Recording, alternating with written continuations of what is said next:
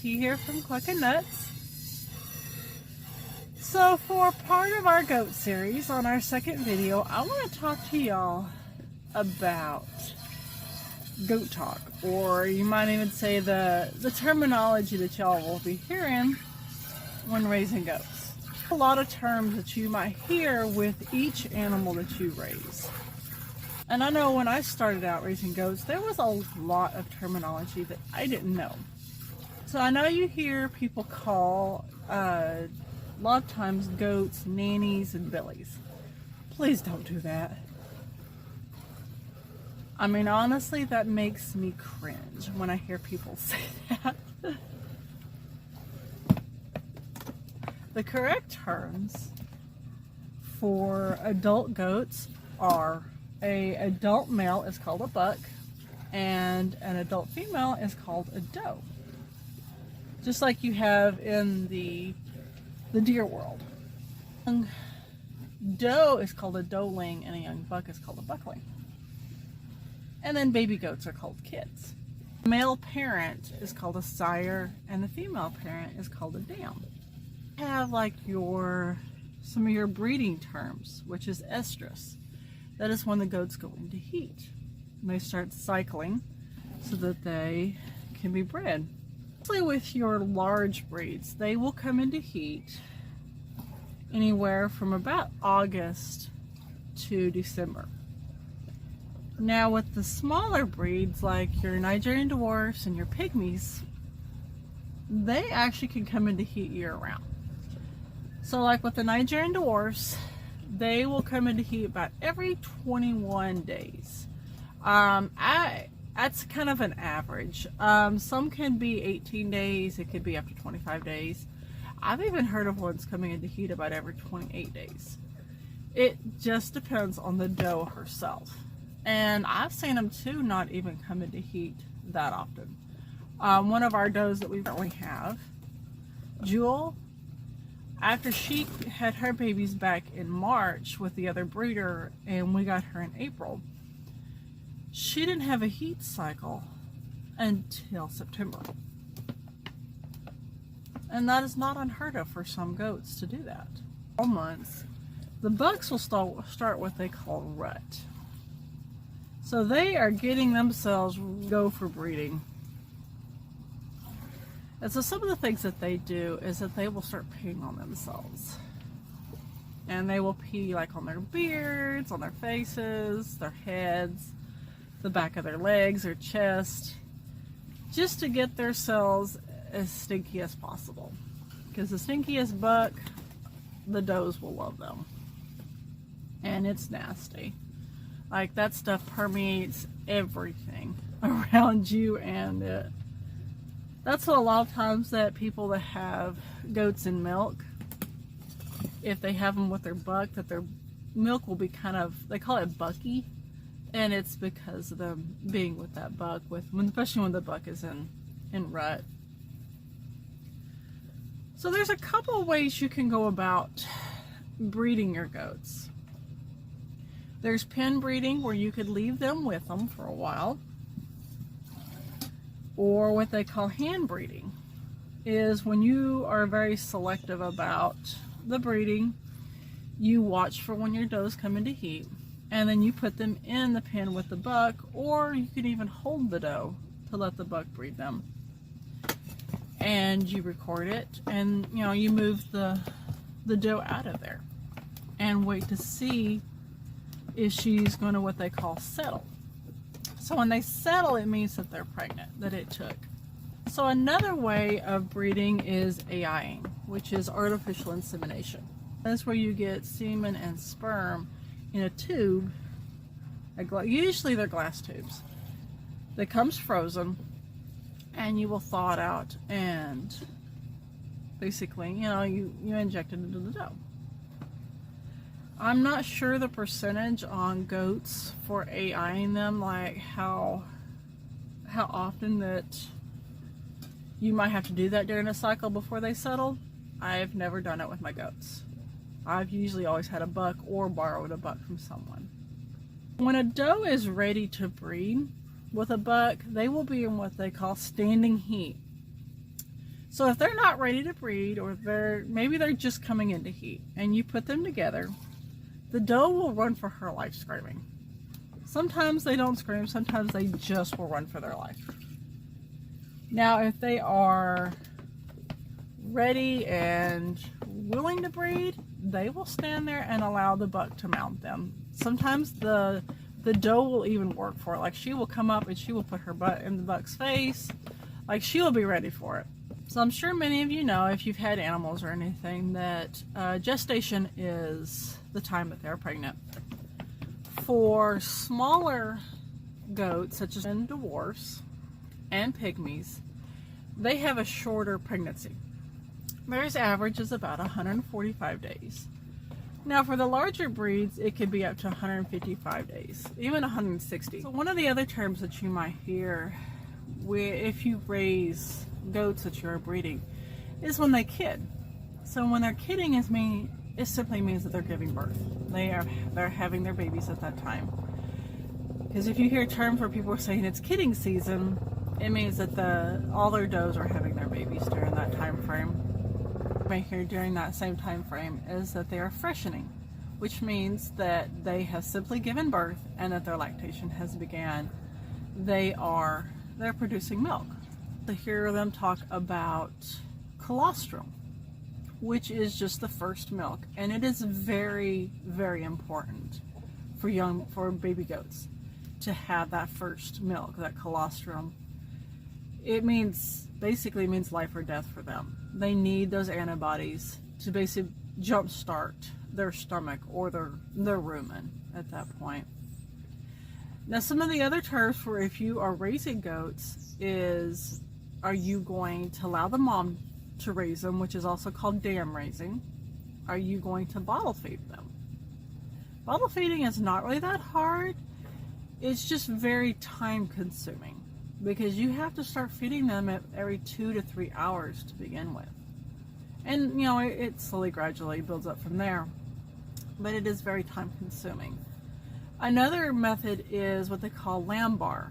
And it basically is a bucket with nipples on it that you pour the milk into, and the babies will suck from those nipples and pull the milk out. I personally have never done the lambar. It's something I would like to do, especially if we have several kids at one time. Some of the other terms that you might hear during the time that they're being milked is you might hear a milk sanction. That is just a milk stand, something that you can lock their head into to hold them in place while you extract the milk. So most milk is actually weighed, more so like ounces and pounds than in cups and gallons. So when you're talking to somebody, say you're gonna get a dairy goat, instead of saying, well, how many gallons do they produce, you would ask, how many pounds of milk have they produced during their lactation? Something else you would want to know is, how long has their lactation been? And then a few other terms you definitely would need to know with goats is mastitis. So it's basically when they get an infection in their teat or in the udder, that it can spread if you do not take care of it. It could actually cause a goat to lose an udder or even a teat. It's horrible. For any woman that has ever had it, they know. They feel for the goat. It is something that is very horrible. You might also hear the term butterfat, and that just simply is how much fat is in their milk. So Nigerian dwarfs, like the ones that we raise, have a higher butterfat content than other goats or even cows. It is actually roughly close to what breast milk is. And then you might also hear terms like weaning, which is basically just weaning the baby off of the bottle or off of the teat. You might also hear things drying off, which is simply, is just the fact that you're drying your doe off, that she will not produce any more milk. So with breeders, especially registered breeders, you will hear terms like disbudding, which means that the horns simply were burned off when they were babies so that they would not produce horns. Castration simply is just preventing the buck from being able to breed the does. you know, there are 3 different methods that you could do. One is surgical. You take them into the vet will surgically remove the testicles. Another one is called banding, and it's literally just a little ring, a little silicone ring, tiny, that you have a contraption, you put it on, that it spreads open, and you will slide it up over the testicles. I could show you a little clip here of what those actually look like. So here is the band that I was talking about, and the tool, and you just simply slide it over the prongs that is there, and then you will grab the bottom part there and squeeze and open it. It's kind of like a set of pliers, and it fully opens up, and you just slide it up over the testicles. This is best used when they are young and not with adults. And then there is your full-size tool there. It's not very big. You have the Burdizzo brand of castration, and simply it literally crushes the testicle cords. I've never used this method. I don't know personally how well it works. We've always used the banding method with ours. Now, if you plan on eating your goats, you will hear terms like chevron, which is goat meat, and then chev is goat cheese. So there is so many terminologies that when raising goats that you're going to hear, even if you are just strictly raising them as a homestead animal. If you get more into breeding, raising it registered, or even raising for meat, you're going to hear terms that definitely will empower you to know what you're talking about and to understand what others are talking about as well. And then lastly, just some of the terms that you might hear. One would be the ADGS, which is the American Dairy Goat Association. Now, usually only hear those if you're raising or buying registered. Bloat is another term that you definitely want to know about. It is basically where the gas gets trapped in the goat's stomach and they are unable to let it go. It could cause their stomachs to swell, and because very painful, they will stop eating, which is very bad for goats. If they don't eat, their stomach, or as I said before, their rumen will shut down. A few of the other terms would be is in care of your goats, a bolus. A bolus is simply a pill that you give them. Sometimes they can be pretty good size, sometimes they're small, but they're usually a decent size, which can be a little hard for the smaller goats to take. Famacha is also another term that you would probably want to know, and it's basically you check the underneath eyelid, so you would like pull it down and like pop it up enough that you could see the color of their eyelid, and depending on that color is also depending on if they're anemic, which can mean that they have a high parasite load and that you need to deworm them.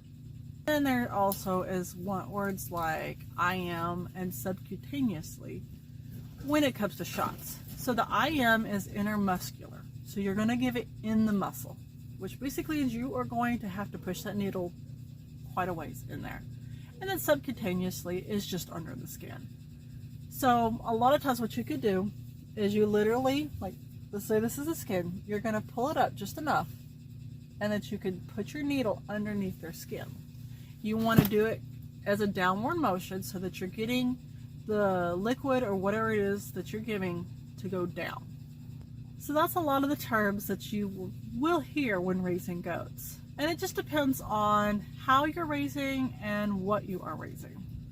And what's your purpose? Are you raising them for meat, for milk, as brush cleaners? Like, there is so much that you could do with goats. And depending on how you're raising them is a lot of the terms, but it definitely does help to learn those terms. Because like when I started raising goats, I didn't know a lot of that. And I felt very lost on a lot of things.